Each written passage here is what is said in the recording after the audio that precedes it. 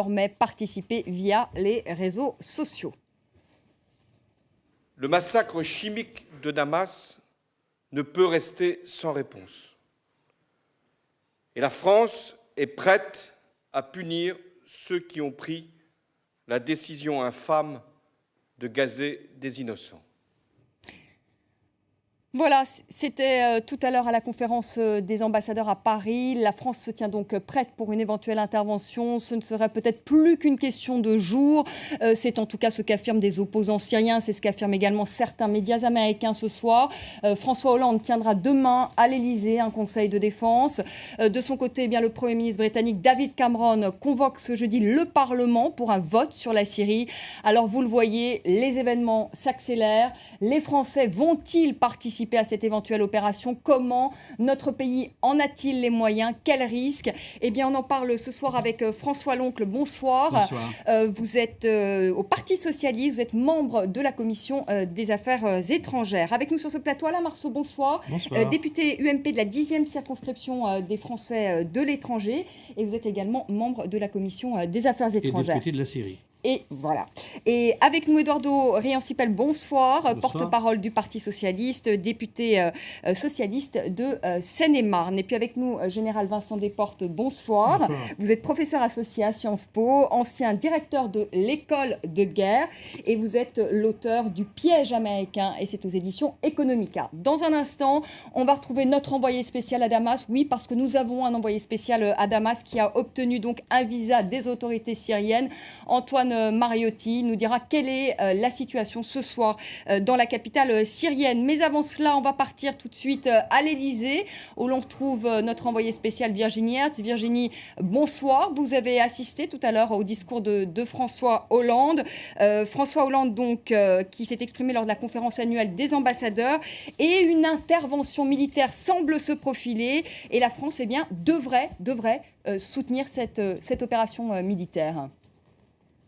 Absolument, on a l'impression que le compte à rebours est enclenché. François Hollande a annoncé que demain, un Conseil de la Défense serait convoqué, que le Parlement allait être informé dans les meilleurs délais et que l'aide militaire à la coalition nationale syrienne allait être accrue. Alors tout le monde se pose la question dans quel délai cette possible intervention militaire pourrait avoir lieu. Voilà ce que dit François Hollande. La riposte appropriée sera faite une fois achevé l'essentiel, je cite, de la mission d'enquête des Nations Unies. Une façon de sous-entendre que finalement, on n'allait pas forcément attendre les conclusions des inspecteurs de l'ONU pour intervenir. Un dernier point encore assez intéressant, comment François Hollande justifie son attitude.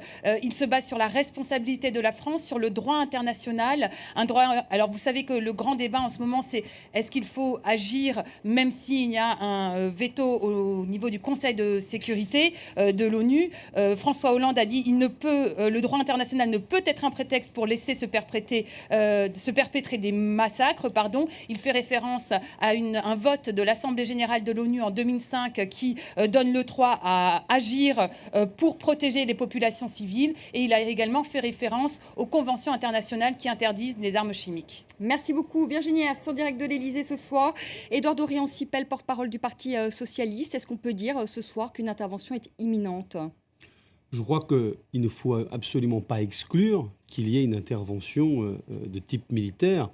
Et je pense qu'en l'occurrence, il s'agirait davantage de frappes de missiles ciblées dans des points stratégiques en Syrie. Mais pour le moment, rien n'a été décidé. Mais ce qui est certain, c'est qu'on ne peut pas laisser M. Assad dans l'impunité. Après un massacre chimique, comme l'a dit le président de la République, il y a des conventions internationales qui interdisent l'utilisation de ces armes chimiques. Et nous sommes déjà à 100 000 morts dans cette guerre civile en Syrie. Et maintenant, M. Assad a franchi la ligne rouge en utilisant des armes chimiques contre son peuple. Et le président, je crois qu'il a raison de montrer de la fermeté. On aura les preuves, Eduardo Riancipel, que c'est bien le régime syrien. Vous viendrez avec les preuves pour nous dire c'est le régime syrien qui a utilisé ces armes chimiques. Je pense qu'il fait peu de doute quant à l'utilisation par le régime syrien de ces armes chimiques, mais on verra ce que nous diront les inspecteurs de l'ONU qui sont sur place. Mais en tout état de cause, on connaît aujourd'hui les pratiques de M. Assad, qui est prêt à tout, qui est prêt à commettre des massacres d'une ampleur effroyable, abominable, et on ne peut pas rester les bras croisés face La à France cette va attitude. participer à cette opération militairement? Elle peut la soutenir sans y participer directement. Je crois d'ailleurs qu'il n'est pas question d'opération au sol, de troupes au sol, ni même éventuellement de frappes aériennes. Je crois que s'il y a des frappes, il s'agirait davantage, me semble-t-il, mais nous verrons les options qui seront proposées par les Occidentaux, des frappes venant des navires américains par des missiles de croisière, je crois, et des frappes extrêmement ciblées pour montrer à M. Assad que la communauté internationale ne laissera pas passer cette utilisation d'armes chimiques. On va rejoindre tout de suite Antoine Mariotti, envoyé spécial de France 24 à Damas. Antoine, on le rappelle, rares sont les journalistes sur place qui ont en tout cas autorisation du régime syrien. Une intervention semble se préparer. Comment réagit ce soir le régime syrien? Est-ce qu'on peut dire que c'est un régime aux abois ou pas du tout? C'est un régime qui, en tout cas, se met à communiquer beaucoup depuis quelques jours. Alors, est-ce que c'est un signe à chacun de faire sa propre interprétation? Mais Bachar el-Assad s'est exprimé hier, Faisal Magdad, le vice-ministre des Affaires étrangères, et le ministre de l'Information, hier sur notre antenne, dans un entretien exclusif. Et puis aujourd'hui, il y a eu cette grande conférence de presse. Walid Mualem, le ministre des Affaires étrangères, le régime syrien, comment on peut dire, ne nous a pas habitués à autant de communication en si peu de temps. Ils estiment qu'il y a des lois internationales, qu'il faut les respecter. Ils essayent de faire passer le message, de faire la comparaison avec l'Irak pour alerter la communauté internationale en disant vous n'aviez pas de preuves d'armes de destruction massive en Irak, on en avait pas plus aujourd'hui de l'utilisation d'armes chimiques par notre armée. Donc voilà. Et puis il y a cette population, vous savez, je suis dans la Ghouta. La Ghouta, c'est cette région à l'est de Damas où il y a eu l'utilisation présumée d'armes chimiques mercredi. Je suis dans ce quartier qui est épargné et qui n'est pas sous contrôle des rebelles, mais qui est au contraire visé quotidiennement par des roquettes jusqu'à 14 par jour. Et je viens de rencontrer une mère de famille qui me disait que tous ceux qui l'ont rencontré, finalement, ce n'était pas leur souci principal ici à l'extérieur des quartiers résidentiels de Damas, puisque leur souci principal est bien que la vie de tous les jours. Elle n'avait pas d'électricité, elle n'a plus de travail depuis que l'ambassade de France a fermé alors qu'elle travaillait pour un fonctionnaire. Son mari n'a plus de travail et l'argent ici ne vaut plus rien. Donc c'est ça leur problème quotidien et ils ne se soucient pas, la population ne croit pas vraiment à cette intervention, elle ne s'en soucie pas. Le régime, en revanche, communique énormément. Quand même nouveau pour ces autorités. Merci beaucoup Antoine Mariotti en direct ce soir de Damas. François Long, vous êtes socialiste. Est-ce que vous soutenez cette intervention si cette intervention a lieu? Est-ce que vous donnez votre aval à cette intervention? Oui, je n'ai pas à soutenir une intervention qui n'a pas eu lieu. Est-ce que vous êtes pour? Je suis très prudent et très méfiant. Je pense qu'il faut qu'il y ait un rapport et un rapport détaillé, précis et crédible de la mission de l'ONU. Et qu'ensuite, l'ONU doit précisément, soit par l'intermédiaire du Conseil de sécurité, soit par le secrétaire général, doit donner un avis précis sur la façon dont il faut procéder. Qu'il y ait évidemment une analyse telle que le président Hollande s'est livré sur l'horreur de la situation en Syrie, c'est vrai. Mais moi, je fais attention à ce qui vient de se dérouler depuis 10 ans, c'est-à-dire une série d'erreurs monumentales de la communauté internationale et en particulier des pays occidentaux à l'égard de la question syrienne. Il n'y a eu que des erreurs depuis 10 ans. Et je ne voudrais pas qu'on en rajoute d'autres, y compris qu'on pense un peu plus, me semble-t-il, ça vient d'être dit dans le reportage, au peuple syrien lui-même.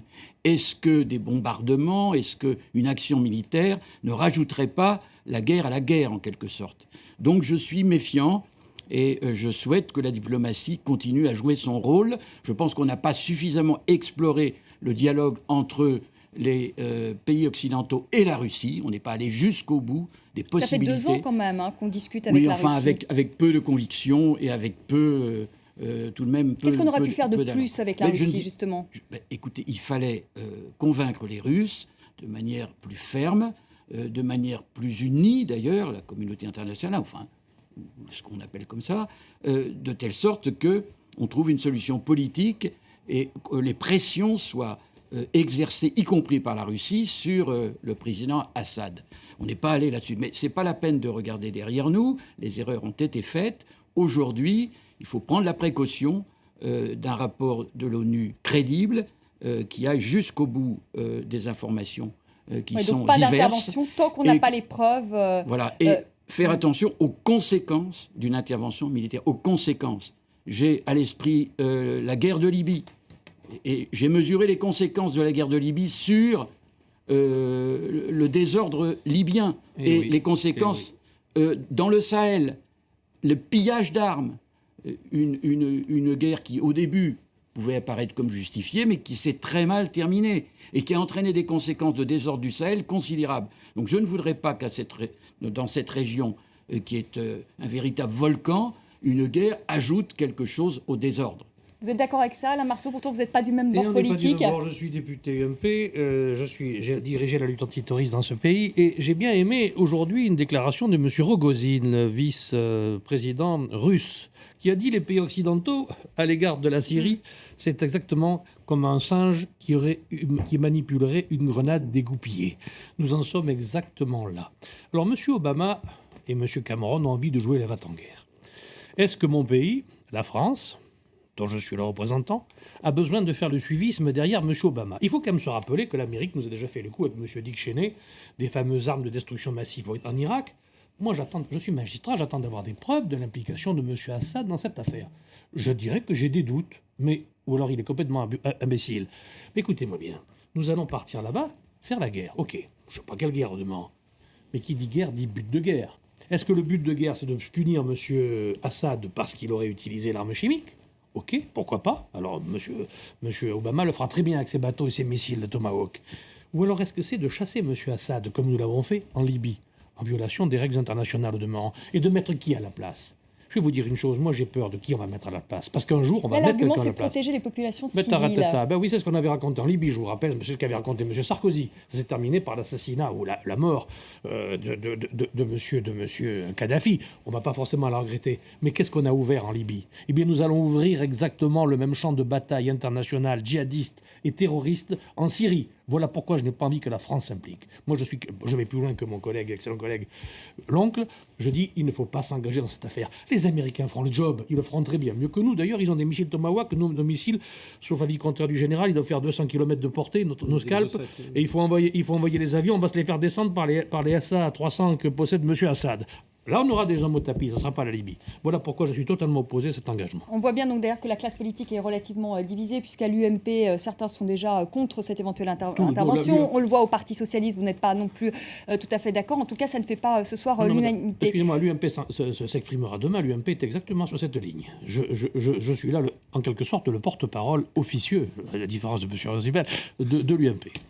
Voilà, mais en tout cas, au Parti Socialiste, il y a aussi des voix discordantes. On vient d'entendre François Longlard. On se pose des questions, j'ai dit que... Mais François Hollande a l'air de s'en poser moins des questions, puisque visiblement, il semble seulement poser moins de questions. Le droit de se poser des questions, y compris de demander un débat et éventuellement un vote. Il pose des principes clairs. Il y aura un vote, justement. Monsieur Loncle a posé la question. Il y aura un vote. Mais on n'en est même pas encore à savoir s'il y a une intervention, s'il y en aura, et de quelle nature sera-t-elle? Donc il faut encore... Il n'y aura pas de troupes au sol, il n'y aura probablement pas non plus d'attaques aériennes. Ce que vous dites, c'est que finalement c'est un petit baroud d'honneur. Est-ce qu'on ne peut pas aussi comprendre ça? Est-ce que ce n'est pas un baroud finalement d'onneur? Les Occidentaux jouent quand même leur crédibilité à force d'avoir dit la ligne rouge, la ligne rouge, la ligne rouge.